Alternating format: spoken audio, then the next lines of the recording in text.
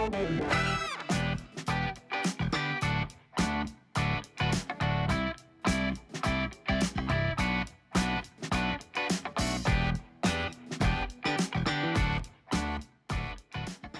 guys, Sean here at the Gardener Center. So when we garden, when we do our landscaping and we're gardening specifically with flowers, our growing season stretches across 3 seasons. We're talking about spring, summer, and fall. It's really kind of like a movie or a book where you kind of have a beginning, a middle, and an end. A lot of gardeners have a tendency to go really heavy on that middle section of the flowering plants in their gardens and in their landscape. Big reason for that is that most people buy their plants during that time of year. So if you're not shopping for plants in March and April, you might miss out a lot of those early bloomers.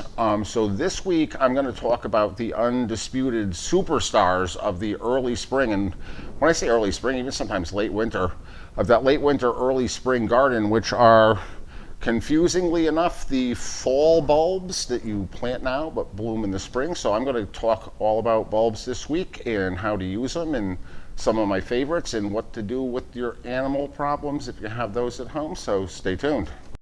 All right, guys, so we get a lot of people in here every year. It's not that there isn't any interest or enthusiasm for bulbs. It's just there is a little bit of confusion around when and how you plant them. And there's a reason behind that, which I'm going to get into. But we do get a lot of people in here in the springtime, March, April, looking for bulbs, because that's when your tulips and your daffodils and your hyacinths are flowering. And you'll find them for sale here in the springtime, and other garden centers, even the grocery stores get into it in the springtime. And there's a reason for that, and that is because they bloom so early. So it's early color. And also, they're really popular for Easter plants. A lot of everybody's brought Aunt Mary a potted tulip or daffodil for Easter Sunday in the past. So they're a popular Easter gift, and you can buy them in pots in the springtime. It's not very practical, and it's certainly not economical to plant bulbs that way. And that's when people are looking for them. And we always tell people, come back in the fall when it's bulb season. And I think by then a lot of the enthusiasm has waned. 4 or 5 months later, the interest in the bulbs has gone. So I'm kind of a friendly reminder for all you folks that we're here in the springtime looking for bulbs. Now is the time to do it economically. And like I said at the beginning, these are the first things to bloom in the garden every year. Depending on our winter, you could have crocuses blooming in the end of February or early March. And there's nothing nicer than when the snow finally melts and you get those first couple of warm days to go out in your yard and see, life, things starting to come out of the ground. So a little bit of background on the bulbs. 99% of the world's bulbs grown in Holland. They are grown in open sunny fields. They use a lot of the blooms in the spring for cut flowers. And then in the late summer, those bulbs are harvested. They are harvested in the late summer because bulbs, after they flower and after they go dormant, they like to sit for a couple of months and kind of bake in the hot sun and be a little on the dry side, and that's what kind of cures them and prepares them for harvest, which is done, like I said, late summer. And that's why you can only buy bulbs in the fall, because it has to do with their life cycle. You can't buy bulbs in April if your life depended on it. And you also can't buy bulbs now and save them till the springtime. It's something you really have to do according to the plan here.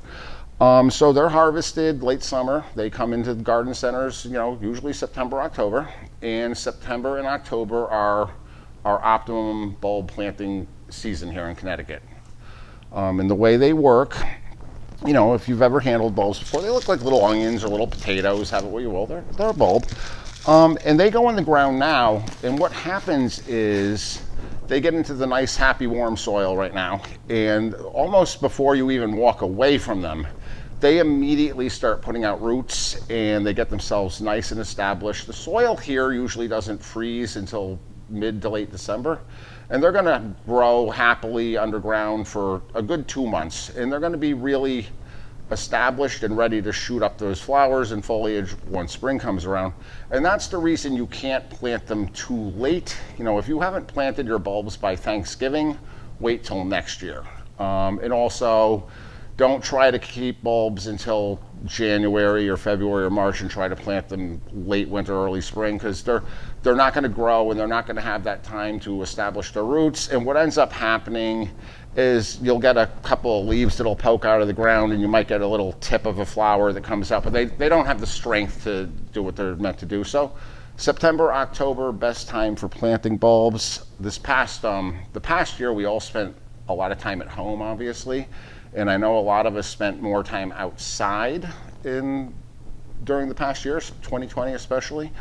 And as our lives kind of go back to normal, bulbs are a great way to get back out in the yard in the arguably the best 2 months of the year weather-wise, September, October here in Connecticut. So they're great. And the other thing I really like about bulbs, if you have kids at home, bulbs are a great way to get kids involved in the garden. Some of my very earliest gardening memories, and I have many, but some of my earliest gardening memories are of planting bulbs for my great-grandmother. More likely watching my grandmother plant bulbs. But then as I got a little older and I was a little more useful, my great-grandmother's neighbor across the street, Mrs. Harris, was a bulb fanatic. And she used to pay me $10 to come over there and spend the day with her. And she would just place and point, and I would dig holes for her. And she'd give me $10, and her bulbs would get planted, and I'd have $10 in my pocket, which went a long way for a 10-year-old. So bulbs are a good memory for kids, and they're easy to handle. If your kids like to pick up rocks and walk around with them, the bulbs aren't far off from that. They're easy to handle. Good way to get them in the garden. There's a lot of bulbs. Most people are familiar with tulips, daffodils, hyacinths are your main categories of bulbs. There's some other funky ones too that are not so common, and they kind of tie in nicely if you have a problem with deer or rabbits or woodchucks or groundhogs, things like that. I'm going to come right back and tell you a little bit about a couple of my favorite animal-resistant bulbs, so stick around. Okay, guys, so a couple of my favorites, and not so common as the other bulbs. This guy right here, and I mentioned that we have a lot of people coming in looking for bulbs in the springtime. We get a whole bunch of people in here in the springtime, and the conversation usually goes and starts like, there's this lawn down the street and it's completely covered in purple. And we get that so many times a day, we're able to finish the sentence before the customer. We know what house it is, we know what the plant is, and it's this guy right here. This is called Siberica. And there's a couple of properties here in Darien, and certainly everywhere, but there's a couple of notable ones here in Darien where there's big swaths of these scilla growing in the lawn, and it gives like a kind of a purpley blue haze to the whole lawn. And these are a great plant. These scillas are not only number one, they're deer resistant. They bloom really early. These guys are usually late March, early April, so they give you that nice color in the lawn before your lawn starts growing. And these, people ask all the time, it's like, well, how do we get that many plants in our lawn?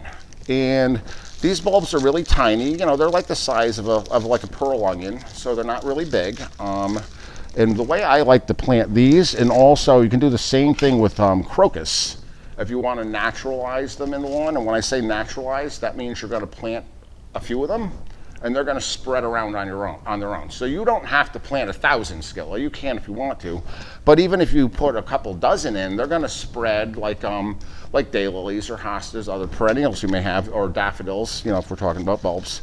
And a good way, and the crocus are the same way. They're about the same size. They're small, and a great way to get these guys into your lawn is with a fork, like this guy here. And all you really need to do is go into your lawn, get that in. Not too deep. You're going to give it a couple of wobbles back and forth, and that's going to give you 4 holes that you can just plunk, plunk, plunk, plunk your little scillas or your little crocus in, and then just have a little bucket or a little bag of soil with you, and then just kind of fill in the holes after you put your bulbs in there, and kind of tuck the grass back in place if it gets moved by the fork, and you're good to go. That's a great thing to do now. It's their time. I talked about these guys being small and not digging the hole too deep. A good rule of thumb with the bulb planting depth, general rule, is typically you want to plant your bulb 3 times the height of the bulb. So I have a allium bulb here that's probably about 3 inches high. So if you were to plant this allium bulb 8 or 9 inches deep, that would be fine. Same thing with the little scillas. They're about maybe tops maybe an inch tall. So 3 inches deep on the scilla, so you don't have to go too deep with them. Like I said, the fork will get you 3 inches deep very easily. Just wobble it back and forth a little bit. These guys are deer resistant. The little allium that I was just showing you here too is also deer resistant. Deer hate alliums. And you may be familiar with alliums. They're these purple guys. They usually have big purple flowers. That's what this guy is here. But there's also little ones with smaller flower heads, and they're deer resistant, drought tolerant. They make great cut flowers. So they have a lot going for them. If you do have problems with animals, and it's going to be kind of a two-part thing here. There's animals that are going to come after your bulbs after you've already planted them and they're growing. Usually deer, usually woodchuck, rabbits love tulips. Tulips are the worst of them. Everybody loves tulips. If you're going to be planting a lot of tulips or hyacinths, things that they go after, you need to use a liquid deer repellent like this here. And the really important thing to remember is, don't wait until your tulips are this tall and in bud, because they're going to come and get them before you get out there with the spray. You really have to start spraying your bulbs when they first emerge. And because they're growing kind of quickly, they're going to grow out of the repellent. So you need to do that regularly. So, weekly until your tulips are in bloom. Because we hear from people all the time whose tulips, whoever it is comes through and just eats the heads off the tulips. And then what was the point of the whole thing? On the other end of the spectrum with the animals are the animals that go after your bulbs after you planted them in the fall. 9 times out of 10, that's squirrels. I have a long and troubled history with squirrels. I'm not incredibly sympathetic to squirrels at all. They're very smart animals. They're also opportunists. And a lot of times when you plant your bulbs and you go out the next day and find them out of the ground, or even in the springtime, a lot of times if you're planting your annual planters, you may come out and find a petunia laying on the ground. The squirrels are opportunists, and what they're doing is their brain is kind of wired. You see squirrels late summer, fall burying acorns all the time.